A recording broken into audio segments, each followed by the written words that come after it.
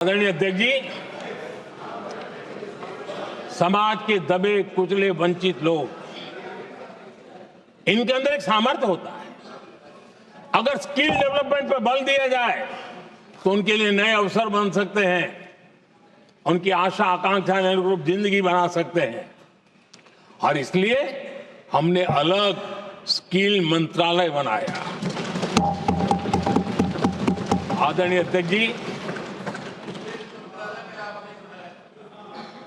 देश में लोकतंत्र का पहला धर्म होता है कि हम सत्ता को सामान्य से सामान्य नागरिक तक उसका अवसर मिले। और इस बात को ध्यान में रखते हुए भारत के कोऑपरेटिव सेक्टर को और समृद्ध बनाने के लिए और तंदुरुस्त बनाने के लिए देश के करोड़ों लोगों को जोड़ने का उसमें अवसर है। अनेक क्षेत्रों में कोऑपरेटिव मूवमेंट को बढ़ाया जा सकता है और उसको ध्यान में रखते हुए हमने अलग कोऑपरेटिव मंत्रालय बनाया। विजन क्या होता है ये यहां पता चलता है। आदरणीय अध्यक्ष जी, जाति की बातें करना कुछ लोगों के लिए फैशन बन गई है। पिछले 30 साल से सदन में आने वाले ओबीसी समाज के सांसद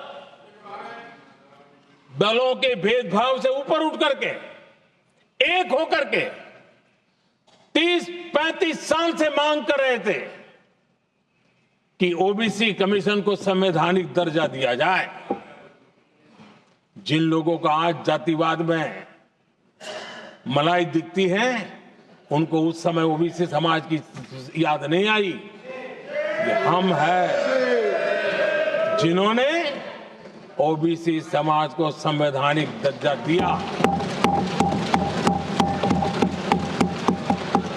पिछड़ा वर्ग आयोग आज संवैधानिक व्यवस्था में जो है। आदरणीय अध्यक्ष जी, हर सेक्टर में एससी, एसटी, ओबीसी को ज्यादा से ज्यादा अवसर मिले, उस दिशा में आदरणीय अध्यक्ष जी, आप जानते हैं 2014 में जब हम आए तब मान्य विपक्ष नहीं था, रिकॉग्नाइज्ड अपोजिशन पार्टी नहीं थी, उतने अंक भी लेकर के कोई नहीं आए थे।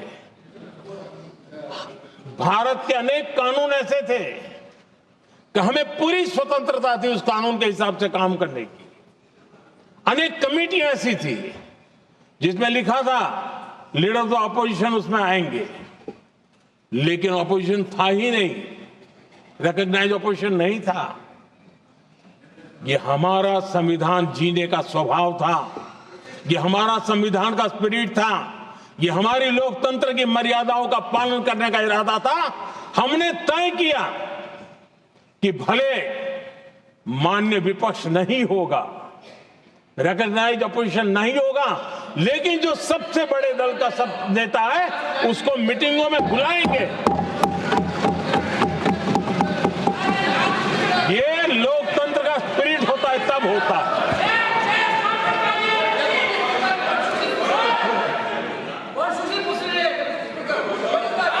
चुनाव आयोग की कमेटियां, आदरणीय अध्यक्ष जी, पहले तो प्रधानमंत्री फाइल करके निकालते थे। ये हम हैं जिसने अपोजिशन के लीडर को भी उस कमेटी में बिठाया है।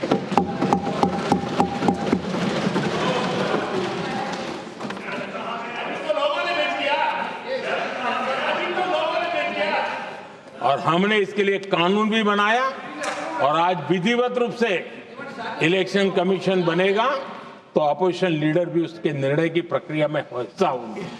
ये काम हम करते हैं और ये मैंने पहले ही कहा, हम इसलिए करते हैं कि हम संविधान को जीते हैं। आदरणीय अध्यक्ष जी, दिल्ली में आपको कई स्थान ऐसे मिलेंगे जहां कुछ परिवारों ने अपने म्यूजियम बना करके रखे हुए हैं।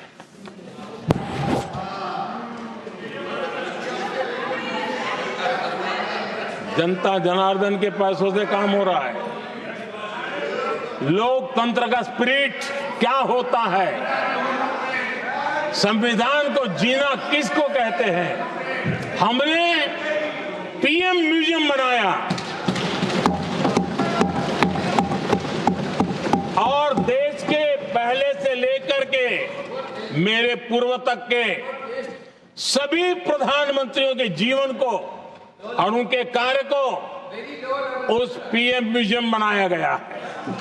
और मैं तो चाहूंगा कि पीएम म्यूजियम में जो जो महापुरुष हैं उनके परिवारजनों ने समय निकाल करके उस म्यूजियम को देखना चाहिए और उसमें कुछ जोड़ने के लगता है तो सरकार का ध्यान आकर्षित करना चाहिए ताकि वो म्यूजियम समृद्ध हो और देश के बालकों को प्रेरणा दे।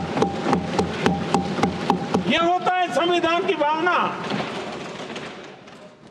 अपने लिए तो सब करते हैं, खुद के लिए जीने वालों की जमात बहुत छोटी नहीं है। संविधान के लिए जीने वाले यहां बैठे हैं।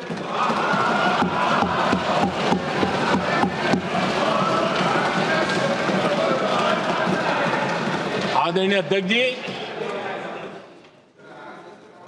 जब सत्ता सेवा बन जाए तो राष्ट्र निर्माण होता है। जब सत्ता को विरासत बना दिया जाए तब लोकतंत्र खत्म हो जाता है।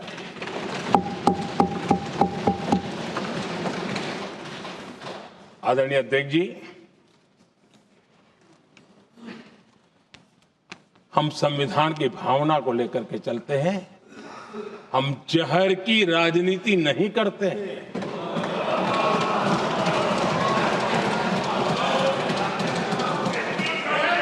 हम देश की एकता को सर्वोपरि रखते हैं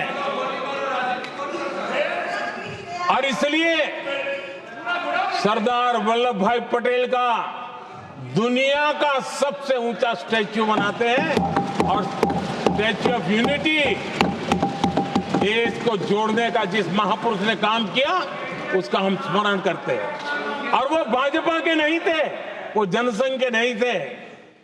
हम संविधान को जीते हैं, इसलिए इस सोच से आगे बढ़ते हैं।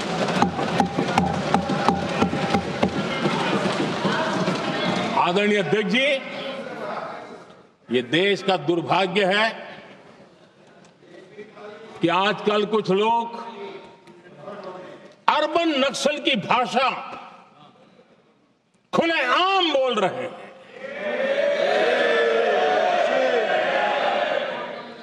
और अर्बन नक्सल जिन बातों को बोलते हैं, इंडियन स्टेट के सामने मोर्चा लेना,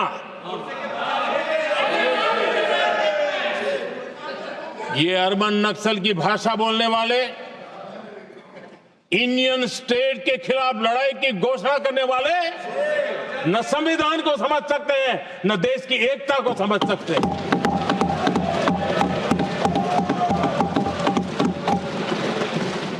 आदरणीय अध्यक्ष जी,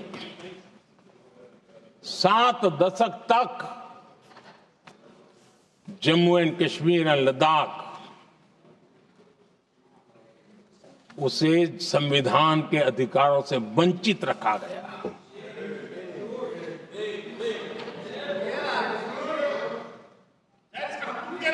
यह संविधान के साथ भी अन्याय था और जम्मू कश्मीर और लद्दाख के लोगों के साथ भी अन्याय था। हमने आर्टिकल 370 की दीवार गिरा दी। अब जम्मू कश्मीर और लद्दाख के उन राज्यों को, देशवासियों को जो अधिकार हैं, वो अधिकार उनको मिल रहे हैं। और संविधान का महात्म्य हम जानते हैं, संविधान की भावना को जीते हैं, इसलिए ऐसे मजबूत निर्णय भी हम करते हैं। आदरणीय अध्यक्ष जी, हमारा संविधान हमें भेदभाव करने का अधिकार नहीं देता है। जो लोग संविधान को जेब में लेकर के जीते हैं, उनको पता नहीं है कि आपने मुस्लिम महिलाओं को कैसी मुसीबतों में जीने के लिए मजबूर कर दिया था। हमने ट्रिपल तलाक का खात्मा कर करके संविधान की भावना के अनुरूप मुस्लिम बेटियों को हक देने का काम किया है, समानता का अधिकार दिया है।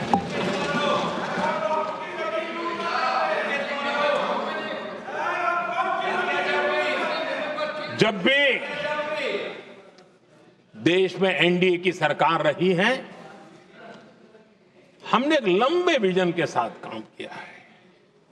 पता नहीं देश को बांटने के लिए किस किस प्रकार की भाषाओं का प्रयोग किया जा रहा है। हताशा, निराशा पता नहीं उनको कहां तक ले जाएगी, लेकिन हमारी सोच कैसी है, एनडीए के साथी मिलकर के किस दिशा में सोचते हैं। हमारे लिए जो पीछे है, जो आखिरी है, और महात्मा गांधी जी ने जो कहा था, उसकी तरफ हमारा ध्यान ज्यादा है। और उसी का परिणाम है कि अगर हम मंत्रालयों की रचना करते हैं, तो भी मंत्रालय कौन सा बनाते हैं?